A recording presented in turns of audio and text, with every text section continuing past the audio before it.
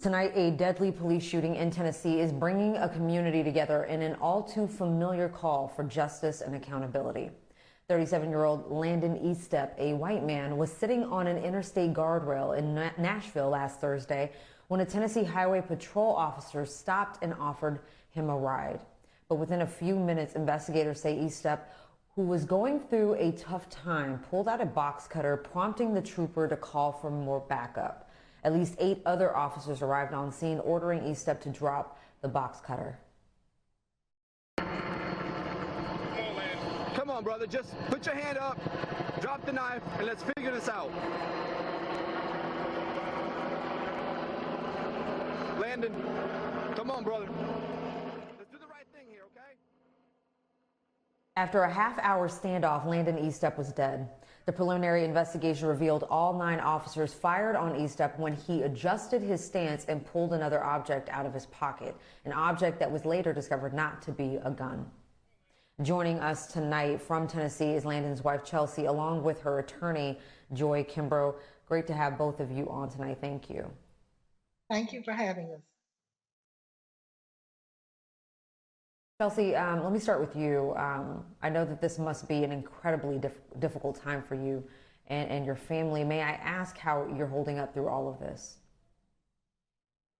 I guess the only good answer for that is probably the best as I can right now. Mm-hmm. Understandable. Now, I understand Landon had been going through some challenges. Chelsea, can you tell us what was going on? What was he dealing with? So Landon was dealing with a lot of mental health issues that we were trying to get resolved. And then Well, she's trying not to go into too much, but he was definitely dealing with mental health issues. And in the past, he had some drug problems as well. But he had real mental health issues. I see. Before last Thursday, Chelsea, when was the last time that you spoke or saw your husband? that morning, the morning of Thursday, the 27th. The morning of. Okay. And what was his spirit like? We were going through a little bit of a hard time. So, we were both a little bit broken at that time. We were trying to just navigate everyday life and some of the things that we were going through. And this was definitely a turn that I don't think anybody expected or could have seen coming. Joy, there are several issues to discuss here regarding the investigation. 5 Metro Nashville police officers are currently on routine administrative assignment during the investigation, but one, Brian Murphy, a 25-year veteran, has been decommissioned. He was the one that fired the final 2 shots from a rifle. Just give us your reaction to how this whole situation has unfolded so far. It's just unbelievable. It's unbelievable. I mean, that's something you'd really have to see the tape to comprehend. Metro police have consistently had problems with people who are dealing with mental health issues. They don't know how to deal with people with mental health issues. And as a result, within the last 12 months, we've had 3 shootings involving Metro police and someone with a mental health issue. There was a Jason Griffin that he was homeless. He was living in the woods. They went back there, they killed him. His mother had called, saying that she wanted someone to go check on her son. So it was like a welfare check, and they end up killing him. You have Melissa Wooden. She was a female who had called the police and actually said she wanted them to come kill her. When they came to her house, she was outside. She was holding a souvenir bat and an axe. And they tased her, shot her, didn't kill her, but she has permanent problems and disabilities. She had mental health issues and actually had just been checked out of a mental health institution. And so now we have Mr. Eastep that was minding his business. He was sitting on a guardrail on the side of the interstate when he was first approached by police. He wasn't impeding traffic. He wasn't bothering anyone. He wasn't throwing rocks. He's just sitting there minding his business when he was approached by a state trooper. And from there, once the police got involved, things just escalated for this man who was unarmed. He had mental health issues, but he was unarmed, and now he is deceased. He is deceased. And even though we talk about the 9 officers that fired, there were many more out there, all armed, all with guns pointing in his direction, all pointing guns at him. And they were out there for 30 minutes, and then they end up shooting, killing him. And then, of course, you know the rest, how he's on the ground. And there's another officer that continues to shoot almost for sport. Another officer had said, and you can hear it clearly on there, ceasefire, ceasefire. And he just continues to shoot. There's no regard for human life. And, this is just ongoing here in Nashville, Tennessee. We just had an officer, this one didn't involve a young man who was mentally ill. We just had an officer to shoot Daniel Hambrick in the back 3 times. That officer was indicted on first-degree murder. The DA and his attorney worked out a deal where he'd be sentenced to 3 years in the local jail, which means you only have to serve a year and a half. We had the killing of Jacquees Clemens. So police shootings is a true problem here. Well, I want to read part of the statement from the Metro Nashville Police Chief and get both of you to respond. Chief John Drake says, quote, "While the Tennessee Bureau of Investigation conducts its investigation of the shooting on behalf of the district attorney, I have directed that our training academy staff thoroughly examine how our officers position themselves in this multi-agency response and as well review the tactics and procedures used in relation to those that we teach." He went on to say, "I am saddened by any loss of life and I send my condolences to the Eastep family." Joy, this sounds like a pretty standard response you'd get from a police chief during an ongoing investigation. Your reaction? They're always going to take a look at something. We're going to review this. We're going to review our training manual. Every time there's a body in the morgue, they're going to review something. We need to look at training, our policies. We now have a community oversight board that they have tried to strip of power. They try to make them powerless. However, the citizens, due to the actions of the police department, the shootings, the misconduct, the abuse, the citizens of Davidson County voted in. They did a petition, they got enough signatures, they got it on the ballot, and now we have a community oversight board. But those in charge, those in the government, have made sure that they are as powerless as possible. They don't have subpoena power. Things are just limited. But they too are looking into the investigation. I'm happy we have them, and they are trying, but they face a lot of opposition. But we just have problems here. We have severe problems here. They had to fight, it was after in the last 2 or 3 years after those killings, they had to fight to get the body cameras. And then, of course, after the killing of Jacquees Clemens, and that didn't result in a police officer being indicted, but they did come up with this memorandum of understanding where for the first time they decided that Metro Nashville Police do not need to investigate themselves, that TBI will investigate all police shootings, Metro police shootings, Nashville Metro police shootings. Well, I did notice that the statement didn't mention that this was a multi-agency response, so it's more than just the Nashville, Metro Nashville department, but other departments that need to look within their department at their policies as well.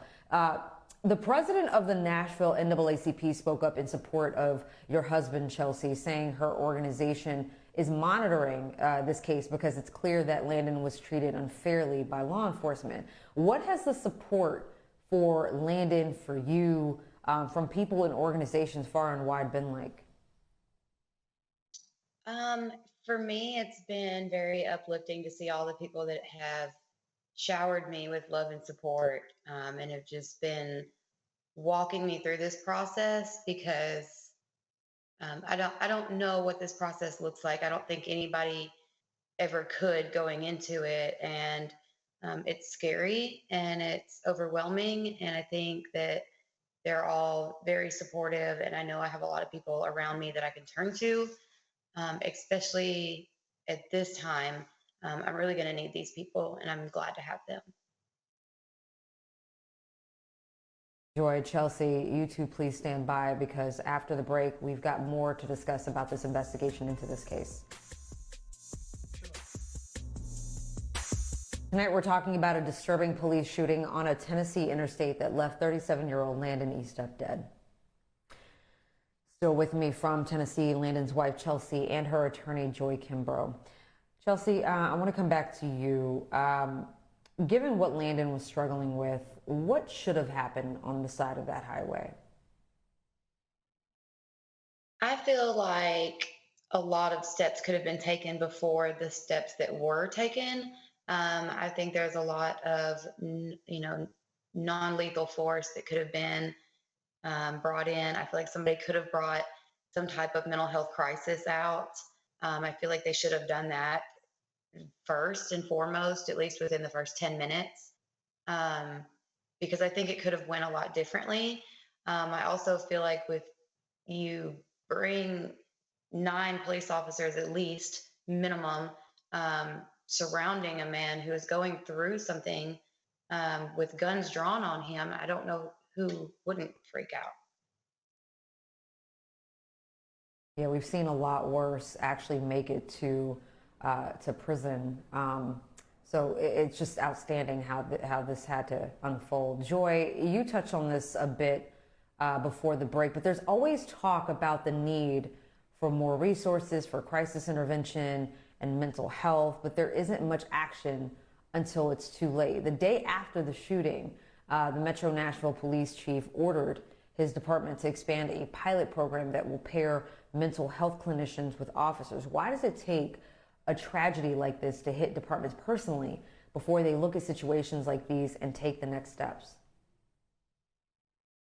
Probably history. They've never really had to do anything. And they've been able to pretty much do what they want with impunity. They can do whatever they want to do. But in Nashville, the Metro Council approves like the budget for the police. Everything they ask for, they get. That's why I don't know why we are lacking when it comes to mental health. Just recently, last month, I believe it was last month, they approved over $3 million for new tasers. Prior to that, a few weeks prior to that, they approved over $9 million for SUVs. So, I mean, and this is what they do routinely.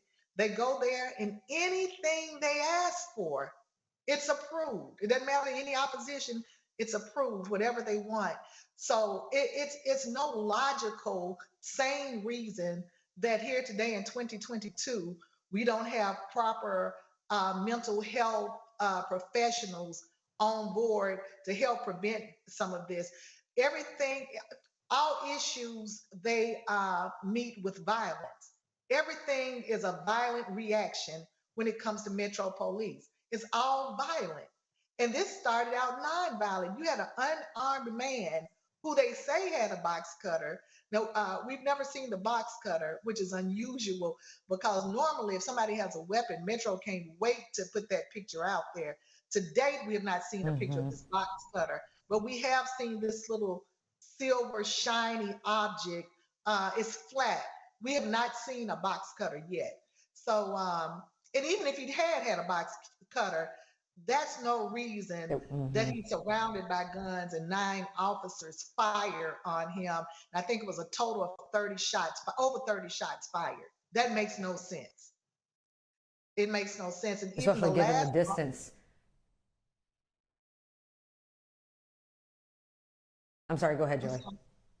I was saying one of the officers that came was an officer from another jurisdiction. He was off duty. He was riding in the car with his family. His wife ends up calling 911 to say, hey, my husband just got out. She goes on and talks, and she's concerned about her position. She says, her physical position.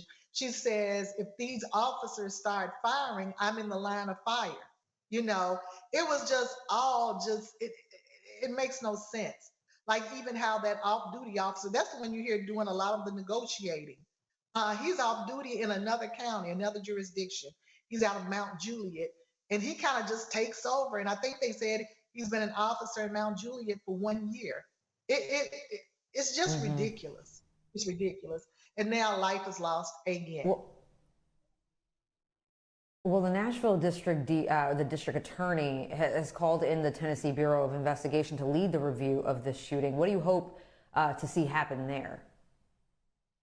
You know, I can only hope that they would accurately do their job. But I mean, it is Tennessee Bureau of Investigation. A lot of times they work cases closely with the Tennessee Highway Patrol, which was an agency out there, with Metro Nashville Police, which was an agency out there. You know, these guys work together. So, I mean, it's better than, I guess, Nashville investigating themselves like they used to a few years ago. But I mean, I don't know. I know when they investigated Andrew Delkey in the shooting of Daniel Hambrick, they weren't very motivated, and the DA had to kind of go straight to the judge and ask for the warrant. So, I mean, we'll see. We'll see. Chelsea, final question for you. Could you tell us who Landon was at his core and what you'll miss the most about him? Landon was extremely funny and outgoing.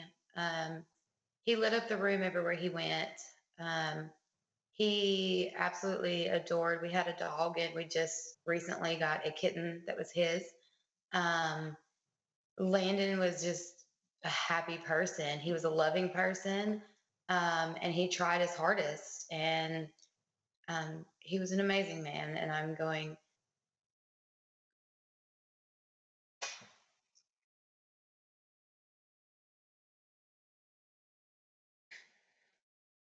so sorry, It's Chelsea. I still know this hard. is difficult.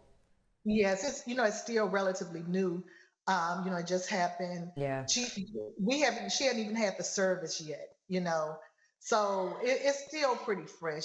He hasn't, been laid to rest. So it's hard. It's hard for her. Well, Chelsea, the show really appreciates you granting this interview, given how fresh this all is. I appreciate you, Chelsea. Joy, thank you so much for joining us tonight.